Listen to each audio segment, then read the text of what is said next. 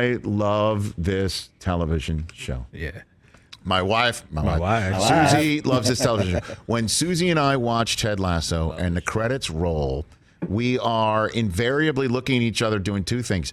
One, saying, when is the next one? When can we see the next one? Please tell me there are more of them. Mm-hmm. And the other thing is we're like drying our eyes. It is a beautiful television show. It's great. It's great. It is funny. It is beautiful. It is inspiring. It is moving. It is all that plus the biscuit. And part of the reason why is not just the writing, but it is the acting in it as well. And thrilled to have here on the Rich Eisen Show on the Mercedes-Benz Vans phone line is a man who plays Nate the Great, who has gone from team, I guess, assistant and trainer or what have you, all the way up to coaching, and now even rival. My gosh. The actor Nick Mohammed here on the Rich Eisen Show. How you doing, Nick? Hey, Rich, I'm really good. Thanks so much for having me. A pleasure. Just a pleasure. You are awesome in your job. You are awesome at what you do, and this show is incredible. I'm sure you hear that a lot. So let me just add. Very, very kind of you. Thank you. Thank you. So when you first took this job, was your character's storyline arc mapped out for you at the time, Nick? I believe it was, yeah. I quite distinctly remember we were filming, I think, the gala episode in season 1, which is around about episode 3 or 4, and it was before seasons 2 and 3 had been commissioned. But I remember Jason sort of sitting me down and just sort of explaining to me the broad kind of arc for Nate if this was to kind of go from season to season. So yeah, I mean, it just goes to show how smart that kind of those writers and creators are in the writers' room. Just, they had it all mapped out, and not just for Nate. They've got everyone's character arcs kind of mapped out, and yeah. And when he obviously told me, I was kind of both thrilled and terrified because I kind of knew it was going to take such a heel turn in season 2. I mean, my gosh, Nate, I got to be honest with you. I was disappointed. I'm disappointed in you. I'm disappointed in you. You're not the first person to say. I mean, a lot of people have quite rightly as well been sort of disappointed by Nate's actions and his behavior, whether it's part of a redemption arc, I genuinely don't know. I mean, we literally start filming, next week. Oh, you do? Yeah, we do, and I'm yet to see the script yet. So I don't have all the details to hand, sadly.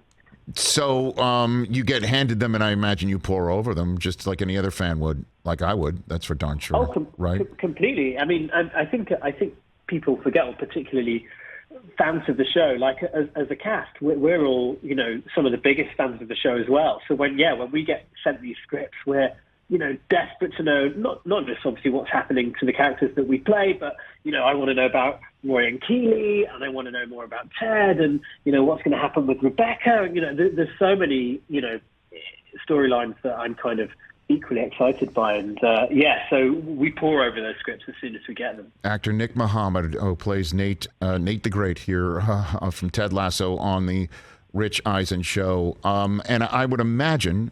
So, do you have a real life side team that you root for in any way, shape, or form, Nick? You know what? I don't. Sadly, I kind of am not a huge football fan, which is.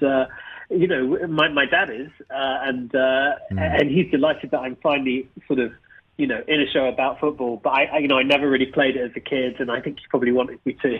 And, so I don't really have a team at all, no. But the scenario in the Premier League where somebody like Ted Lasso comes in and takes over a club, what the reaction would be. I mean, this is... Oh, yeah, right? Yeah. So I kind of knew enough to sort of, kind of get through. And, I guess, weirdly, Ted Lasso has sort of taught me a lot more about football than I previously knew. So, yeah. And the character Roy Kent is spot on, right? Played by Brett Goldstein. Like that is exactly who somebody who would be like. And the football player here in America, Aaron Rodgers, came on our show a few months ago, and he said he would love to be the Roy Kent of the NFL whenever he retires. Just go on TV and just lay waste to everybody, like that. Yeah, I love that character. It's there's sort of a almost like elder statesman kind of quality to it that, now he's matured and I guess retired from the sport, that he can really sort of say it how it is, and it certainly doesn't hold back. Nick Mohammed here on the Rich Eisen Show. Again, he plays Nate the Great here on the program. So which is your favorite moment for your character in the first two seasons where where you're like, you know what, this is a great scene? It could be a good line, good funny line. It could be a laugh line. It could be a line that is the exact opposite or scene or what have you. Which one is that for you? In season one, I really liked the roast where I think it's episode 7 where he roasts the players. He thinks that he's written down all this stuff about the players, and he gives it to Ted, thinking Ted's going to do it, and then Ted sort of throws it back at him and says, "No, you're going to do it." And he approaches it really nervously, but then manages to kind of get into his stride, and that was just a fun scene to do because I think it marks a kind of good turning point in terms of the character's trajectory in season 1 in particular in terms of building confidence. And it was just a fun scene to do with all those, the guys who play the footballers. It was just fun sort of pretending to lay into them. And that was a fun one. And then I guess, even though it wasn't particularly nice to perform, the final scene between Ted and Nate, in fact, the only scene purely between Ted and Nate in season 2 is where he massively lays into him in episode 12 in the season finale. And, he just tells him that he feels abandoned and that that Ted's let him down. He really lays into him, and it was just it's quite painful to do. And Jason is so brilliant, and it felt very real as well. It felt kind of quite raw. We talked about it for a long, long time, and I knew that it was kind of coming for a long time while we were filming season 2, that it was all going to be kind of building towards this point. So once we filmed it, it was kind of there was a sort of a release of pressure, but it was a difficult one to do, but I think a fulfilling one to do ultimately as well. What do you mean talk about it for a long time? What do you mean by that, Nick? Well, I guess we had, I knew that scene, that there was going to be this outburst between Nate and Ted at some point, but I knew that it didn't come till season 12. So often there were so many kind of moments in season 2 where Nate would give Ted a look, or there'd be something unspoken between them. And Jason and the other writers and creators on that show would always say, you just got to kind of save this feeling because it's not going to, you're not going to get to explicitly say what you want to say as Nate until the very end of the season. But we have to sort of show this mounting pressure.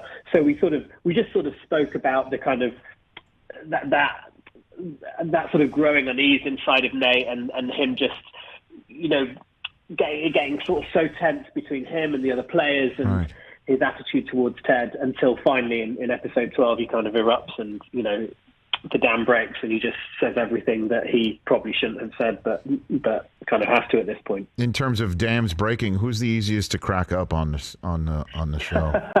Hannah's quite easy to break. She is. Hannah and I sort of share a kind of knowing glance that sets us off. Jeremy, who plays Higgins, really knows how to kind of crack me up, I think, just with a little sound or a little sideways look that cracks me. But all of us, I mean, Brett as well laughs a lot, Phil laughs a lot. We're so lucky to be a part of the show because we get to kind of go to work and have a good old giggle. Yeah.